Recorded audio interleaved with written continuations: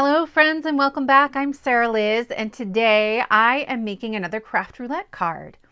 We needed to make a peekaboo project with first grade colors, an element of rain. I am raining sprinkles, I don't know, and an edge distress. So this is our card. It has a pull tab and the scoop of ice cream is going to swing out to reveal this peekaboo raccoon. I am using all the things. I cut 2 panels using the Trinity Stamps Embossed Circle Windows and Panel, and it creates that lovely embossed edge.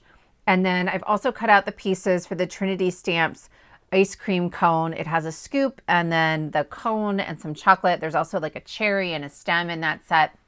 Then I cut out some extra elements to peekaboo out of the ice cream. This is the Woodland Animals and Big Birthday Charms from Karen Burniston.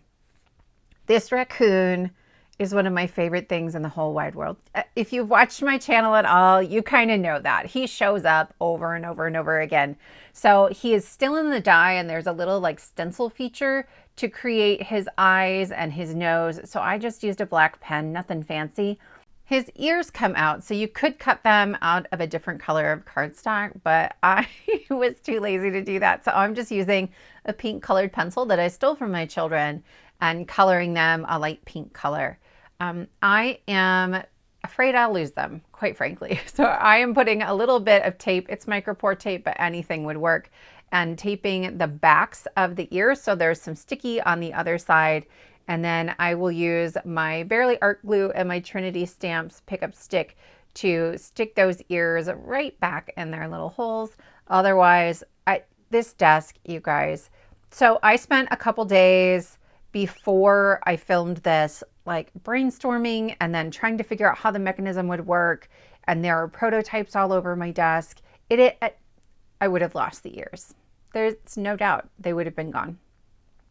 So there is a little belly piece that slides in. So I'm pulling his arms up, and then his chin, it also has a cut line so that belly will tuck like right underneath his chin. It's just, he's so cute. And then this is like the little mask, the black part of his face. And I'm going to use my tweezers because otherwise my fingers get in the way. And I'm just lining that up so that the eyes that I used my pen to add are lining up straight through those holes. And it's really quick and easy. You get huge impact on this adorable critter, and he's so quick to put together. So then I'm just adding this other piece for the tail, and for the feet, there is a stencil feature, but if you use the stencil, it doesn't go all the way to the edges. It's just the way the die is designed. There's not a way to get it to go all the way to the edges. So I just am swiping my black marker across his feet. And then I've added a little teal heart into his hand. So he's sitting there holding his cute little heart. I am going to glue the hands down. I don't always bother to do that, but because there is an interactive element that's going to be swinging up and down over top of our raccoon, I wanted to make sure that was going to be okay. Next, this is the present from the Big Birthday Charms, and they are charms. She's got some interactive dies that you can like dangle charms from.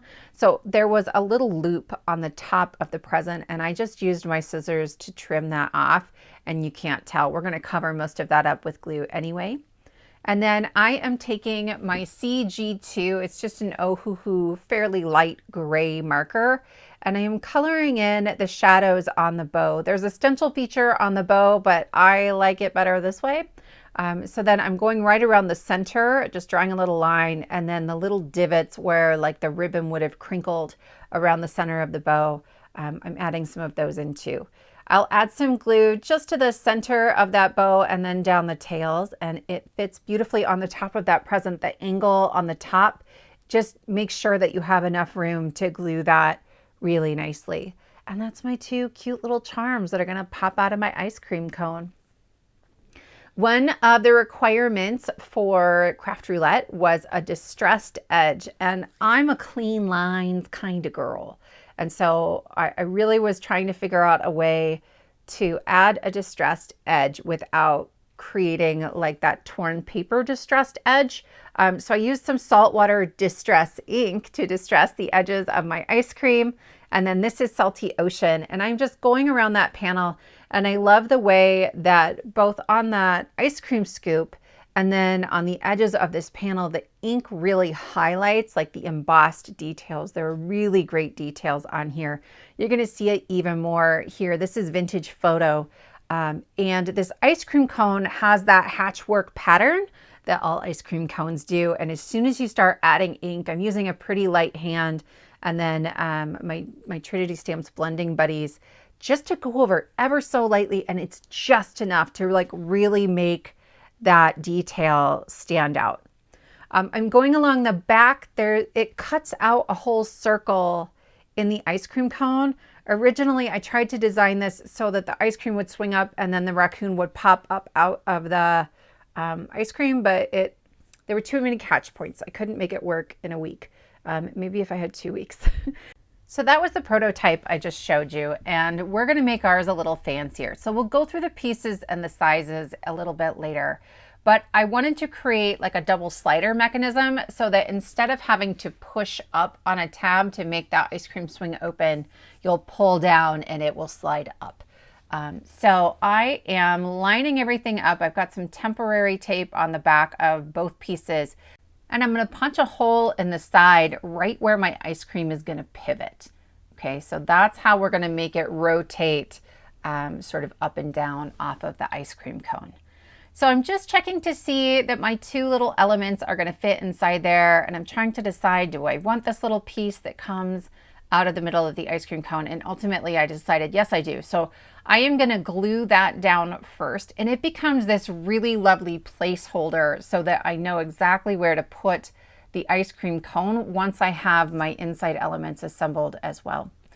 I am just figuring out the placement of my two pieces on the inside of the cone, and I'm really grateful I did that right away because I almost glued the cone to the card, and I didn't mean to do that yet. So I'm going to attach my raccoon to my present. I'm just adding some glue right behind his tail, and then actually it fits right in between the tails of the ribbon, and so I'm moving it a little bit. I had to come in with my pickup stick and remove some of that glue because I didn't like the look of it just all kind of nestled in together. I don't know, I thought it was weird. And then I'm going to tuck them into the cone and figure out like at what angle is that scoop going to cover it. And then I will pick the whole thing up and hold it in place while I add some glue right under his feet and the bottom of the present. And then, isn't this the craft supply we never talk about? I use Scotch tape in my craft room all the time. So I'm just adding a little tape because I'm too impatient to wait for the glue to dry. And then I am just going to add glue all over the back of my ice cream cone, right? Every nook and cranny. This is an important element, and I need it to be really flat against the card since that scoop is going over the top of it. I don't want it to catch on something that's sticking up. I tried to glue like the ears and the back of the present all the way down, and it just looked a little weird, like it was bowing up right in the middle of the elements. So these are some 1mm foam squares. I think they're from Spellbinders. I have some from Spellbinders and some from Scrapbook Adhesives. I love both of them. They're the perfect size to just tuck right underneath there. It isn't too much lift. I'm not creating a catch point, which I only know because the card is finished now. I was really worried about it. But you can see it's not a lot of lift. It's just enough so it looks like everything is laying at the same level.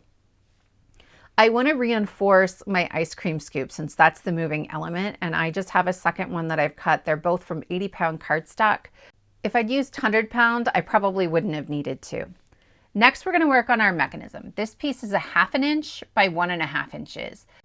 It's the piece that's going parallel with the bottom of the card, and I'm poking a hole in one side. My goal was to get it to start at that hole we punched and end at the middle of the card. This piece is 2.5 inches by 1 inch, and I've poked a hole in each end. It's actually slightly narrower than 1 inch, but the measurement doesn't matter that much width-wise. This other piece is also 2.5 inches by 1 inch, though you'll notice later that it's a little wider than the other one. Doesn't matter, right? I really need this one to fit in the track of our double slider mechanism. So I have some teeny tiny brads that I've probably had for 15 years, and I am going to assemble these pieces together. I have one end of this tiny piece is going to be glued to like a foam circle, but the other end needs to be able to pivot against this 2.5 by 1 inch piece. So I am just opening up that brad, but I'm not pressing it super tight, right? I need this to be able to move freely. I will stick the other brad through the other end, and I'm now attaching these two pieces that are 2.5 by 1. Okay. I need 2 pivot points to make that ice cream scoop swing out. Ultimately, it will start like this, and then both of those joints will move. I have a little foam circle. You can see them over on the left there. These are also really, really old, and I have trust issues with adhesive on old foam things. So I'm adding some Nuvo Deluxe adhesive, and then I'm just holding that in place with my pickup stick over the hole I punched in the background, and then I will align my scoop over the top so that I know everything is kind of centered and aligned the way I want it to. This is my double slider mechanism. I have a piece I cut to 1 5/8 of an inch by 2.5, and then I have a whole bunch of 1/4 inch strips. It's just scrap cardstock. It's 120-pound cardstock though, and I'm going to layer up 4 of them. I need to leave room for everything to move, and this is actually going to get glued to the card right where those rails are. Okay, so I wanted to lift it up a little bit so it's not trying to work too hard. I didn't want foam tape because the other side has to move too. This kind of floats a little bit inside a pocket, like where foam tape is all around it. So then I am just drawing a line on either side, mostly so you guys can see it. I need to remove a little notch. I'm going to use a craft knife because I'm very comfortable with craft knives, but you could have done this before you put your rails on either side, and it's easier to get your scissors in there. But I just go smoothly. I've got a scrap piece of cardstock I stuck in there to give me just a straight edge to run it against. And as long as I'm not trying to muscle through it and get through it in one cut, if I just go over it a couple of times, it cuts beautifully. And to me, that was a whole lot easier than trying to get a nice corner cut with my scissors. So now you can see there's sort of a U shape on either end, or a very funny looking H. This is some old packaging. I saved my packaging. It's in a bin in my closet in my craft room. And I'm going to cut a strip that is 1 inch wide. That's why it was 1 5/8 of an inch here, is because I have a 1/4 inch on either side, and I wanted to make sure that this 1 inch strip would slide really smoothly through there. So I am cutting off, there's like a seam on either side, and I just need one of those pieces, and I want to make sure the seam isn't on my slider. I'm going to add a little bit of double-sided tape. Use your good double-sided tape. Okay, so I like either Lawn Fawn or Score tape for this. Some tapes are stickier than others, and those are just 2 that I really, really trust. And I'm going to wrap this around. I'm going to remove the backing, and then I am just going to kind of lay this other end onto the adhesive, right? I don't want it loose. I don't want gaps in there, but if it's too tight, it won't slide very well. So you can see me testing it. I'm trying to make sure it's going to move really well. And then I'm just going to tuck my scissors in there and cut off the extra flap above the adhesive. Now we're going to start putting some things together, and this is where it gets really cool. So I am sticking that foam dot kind of through the hole, and I'm trying to align everything and make sure you can see it. And I'm like, oh, I hope this works. I get to this point in every interactive card. You guys have seen it before, where I'm like, I've already done all this work. If I mess it up now, I have to start over. So then I start like double checking, triple checking everything. So I stuck it through the hole, and I added some more Nuvo adhesive, and I am going to stick that tiny little piece onto the circle. Okay, it doesn't actually matter that it's aligned super perfectly in that right angle right now, because those move. Those are pivot points. I am going to put a little bit of tape over the bottom brad. That one is going to be inside the slider mechanism at times, or it could be, and I don't want it to catch or to have a sharp part where it is going to tear that cellophane that we wrapped around it. So I'm showing you there is a seam, right? We taped that together. That's the seam. And I am going to make sure that the seam is all the way at the end. And then I'm adding some double-sided adhesive to the bottom panel of our mechanism. And I'm going to make sure that that lines up on top of the seam. The seam doesn't wrap around the slider well. Okay, so that's why I want to make sure it's at the end and not somewhere in the middle. And then as it's trying to pull up, it's this weird like piece that won't move very well.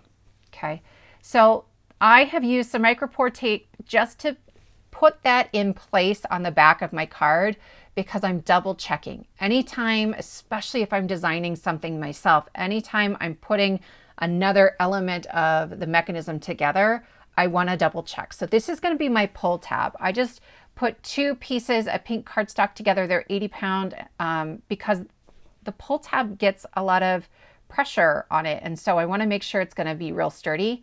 And then I have adhesive right up at the top. Okay, so on this side, the adhesive's at the top. On the back side, the adhesive's at the bottom. That's what those arrows were pointing at. And then I'm going to lay this right on top of that adhesive, and I can test, and I'm pulling very carefully, and I'm making sure everything is going to open and close the way that I want it to. And actually it's working pretty well, right? You do kind of have to train these things, like open and close them a couple of times, and the paper and the cellophane and all of that, it kind of learns the movement. And so yeah, I don't worry if it's not perfect the very first time I pull it, but by the second or third, if I'm still running into catch points, then I'm sort of pulling things apart and double checking and fixing things if I need to. I am using the Papercrafting Magic Stamp Set from Trinity Stamps, and I am going to stamp pull at the bottom of my pull tab. At this point, I still could have pulled that pink piece off if I had stamped it really badly. But I also was using VersaFine Clear Pinecone ink. It's a pigment ink, and that's, you know, my go-to if I am going to free range stamp something. And it turned out pretty well. So now I'm starting to really put things together. I'm like, things are moving well. I have a pull tab. It says pull. People will know what to do. Now I want to make sure I have that sort of right angle happening, and I'm double checking the movement as I'm holding it. It looks pretty good. And I'm using my Barely Art glue because it's got that fine tip on it. And I am just going to glue down each of those outside edges. Remember, we stacked up 4 layers of 120 pound cardstock. So the actual sliding pieces are not being squished against the card. They have some room to move in there. And now I am going to shellac the back of this with foam tape. I tried at first to use a single layer of foam tape, but I didn't have enough room really for the mech. I wasn't super comfortable with it. So you're going to see a single layer here, but I'll add a second later. I have pulled my pull tab down so I can kind of see where that mechanism is moving, and I am working around it. You also saw that the mechanism can pull all the way outside of the card, and I don't want that either. So I cut a tiny sliver of foam tape right on that edge, and it acts as a stopper that keeps the ice cream scoop from like flipping over and falling all the way off the cone. And it also keeps us from seeing that mechanism from the front of the card, which I definitely didn't want. At the beginning, I showed you that I had cut 2 panels out of that embossed circle windows and panels die set. This one I cut out of cream, and that was really just for the inside of the card. I decided to use some dark brown cardstock. I originally thought I was going to add some chocolate sauce to the top of my ice cream cone, but I didn't. Even still, I really like how that brown sort of pops against these lighter colors.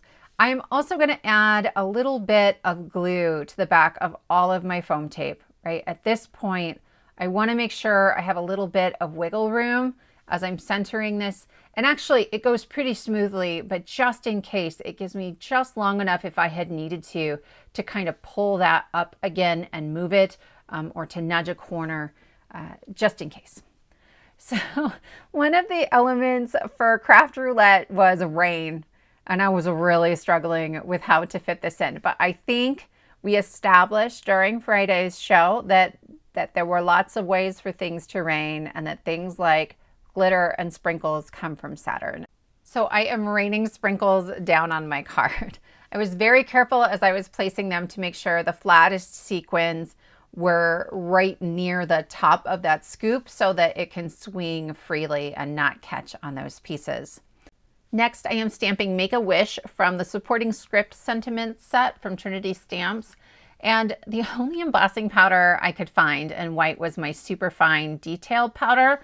So I decided to use my white pigment ink. That way, if some of my white powder doesn't stick completely perfectly, it will kind of fill in any gaps, and visually you won't be able to tell. I'm using my heat tool and I am just melting all of that, and it looks great. And then I use my eraser to remove all of that anti-static powder. I find that that works really well for me on a dark cardstock. I'm going to mat this on some matte gold cardstock. I just trimmed everything with my trimmer. It's nothing fancy, but it's just enough to kind of make it pop. And then I will add some thin foam tape. There's already a double layer of 2mm foam tape in the back, and I didn't want to make this a whole lot thicker, but the dimension, I couldn't help myself. So 1mm thin foam tape, and then I added some wet glue because right here I'm not going to get it centered perfectly, and it gives me a little bit of time to pull that up without tearing the cardstock underneath it. I thought it needed just a little something else, and so there are these sort of twirly ribbons that come from that Big Birthday Charms set from Karen Berniston, and I'm going to add a couple of those. I'll just clip this one off right at the edge so that it's not overhanging the side of my card. There's a stencil feature on this one too, but I decided not to use it. I kind of liked them this way. I thought this sort of purpley color really helped to add another layer of dimension to the colors we already had. And I will just use my tweezers and add those last couple of pieces, and that will finish up our card for today. So here's our card. You pull the tab and we have this little peekaboo birthday surprise. I hope you enjoyed this. If you did, please give it a thumbs up, consider subscribing, and I will see you next time.